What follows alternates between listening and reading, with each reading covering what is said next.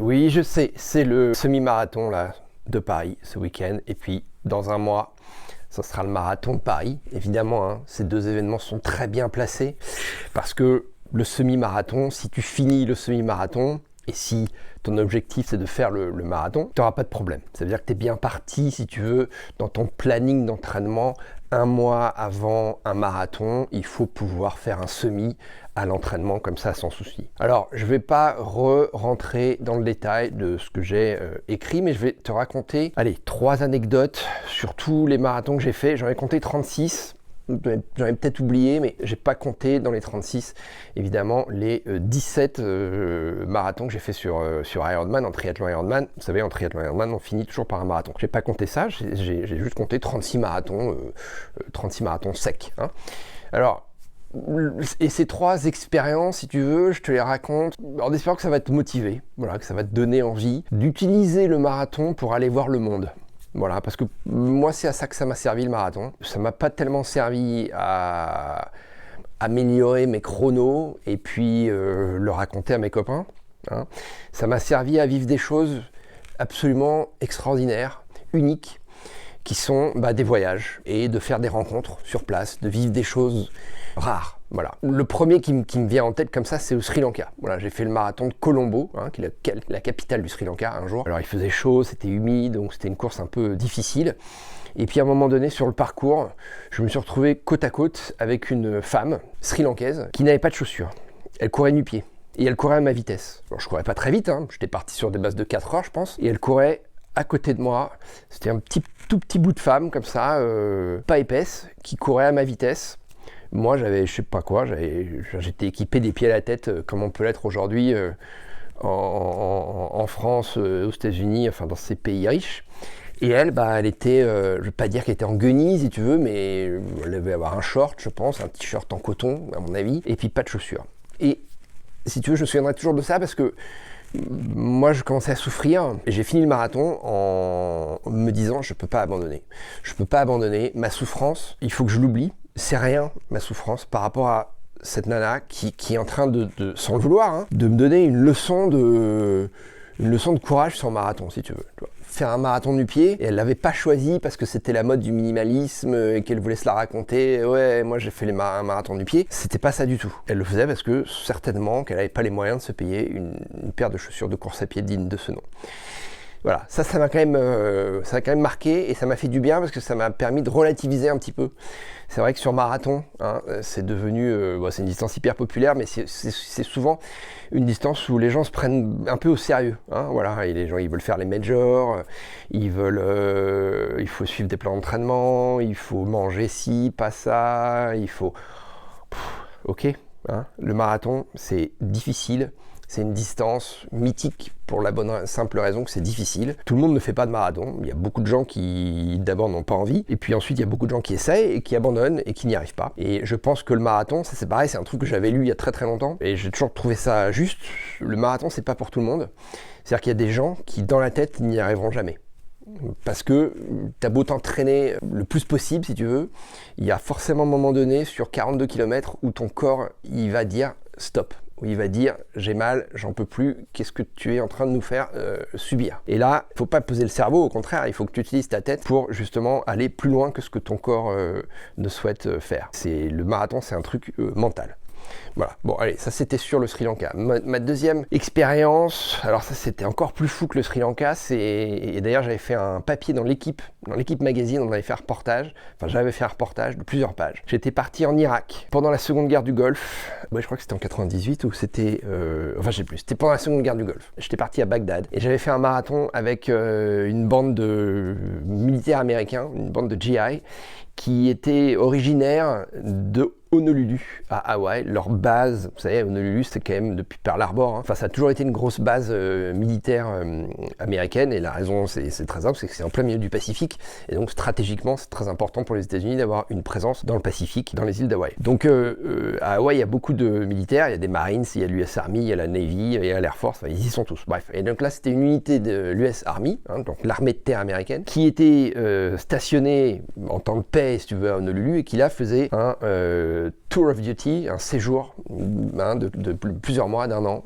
c'était un peu moins d'un an, en Irak pendant la guerre. Et donc c'était des soldats américains qui m'avaient invité à faire un marathon avec eux. Et c'était pas n'importe quel marathon, c'était évidemment le marathon de Honolulu, mais à Bagdad.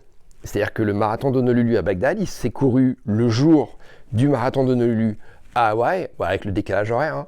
À Hawaï, si tu veux, tu avais les familles, les femmes, les maris, les parents, les amis qui couraient le marathon d'Honolulu à Hawaï, les Américains, et les GI, ils le faisaient dans une base. Évidemment, c'était pas dans la rue à Bagdad, parce que c'était la guerre. Donc ils le faisaient dans une base, et la base était suffisamment grande pour qu'on n'ait fait que 2 tours. On faisait 2 tours de base. Et cette base, je m'en souviendrai toujours, c'était la base où ils conservaient les carcasses de chars de l'armée de Saddam Hussein qu'ils avaient détruits. Donc il y avait des centaines de chars, et donc le marathon se faisait, c'était pas juste un carré comme ça, mais c'était un peu des...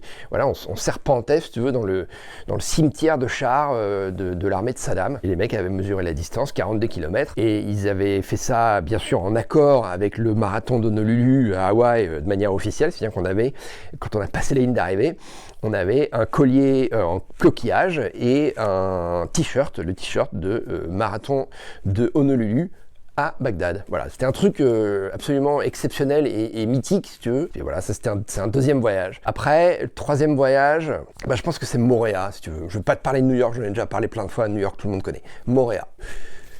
Le marathon de Moorea, s'il existe encore, c'est pas sûr. Covid m'a tué. Covid a tué le marathon de Moorea, je sais pas. En tout cas, le marathon de Moorea, je lui souhaite de continuer à vivre, je lui souhaite peut-être de renaître de ses cendres. C'est un marathon exceptionnel, pour la simple et bonne raison que il se fait au paradis, parce que Tahiti, c'est quand même extraordinaire, Tahiti. Tahiti, c'est vraiment très beau et c'est très préservé. Et pourquoi c'est très préservé? C'est très préservé parce que les gens du tourisme à Tahiti ont décidé de pas faire venir du tourisme de masse, mais de ne se focaliser que sur les hôtels de luxe. Donc c'est très cher d'aller à Tahiti, c'est très cher de se loger à Tahiti. Donc si tu veux, il y a très peu de monde, quoi. T'as des gens qui vont passer leur lune de miel, mais si tu veux, ils ont autre chose à foutre que d'aller courir un marathon. Voilà. Donc c'est vraiment un truc de local et de rares personnes comme moi, voyageurs, qui ont la chance d'aller à Moorea. Et donc il n'y avait pas grand monde au départ. Je ne vais pas te dire qu'on était une dizaine, mais honnêtement, si on était 50, si on était 100, c'était le grand maximum. Donc t'imagines bien que 100 coureurs sur 42 km, en plus c'était juste un aller-retour. Je crois qu'il n'y avait pas de boucle, c'était un aller, hop, et un retour. Très vite, t'as personne, quoi.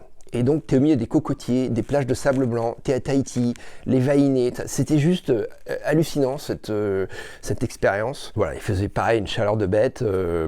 La crème solaire, j'avais de la crème partout. Enfin, je me souviens, c'était... Enfin bref, c'était inoubliable, quoi. Inoubliable. Les ravitaillements en fruits exotiques, les ananas frais. Enfin, c'était juste dingue, quoi. Voilà. Donc, des expériences comme ça, tu vas pas les vivre sur un semi. Ça dure pas assez longtemps. Et du coup, tu vas pas payer un billet d'avion et te prendre une semaine de vacances pour aller faire un semi. Ok, donc le semi, les enfants, c'est pas très compliqué. Sincèrement, c'est pas très compliqué. Si t'es un peu en forme, si tu cours un peu, tu t'entraînes, tu peux faire un semi, d'accord. Mais le semi, si tu veux, c'est la porte ouverte vers autre chose, vers le marathon.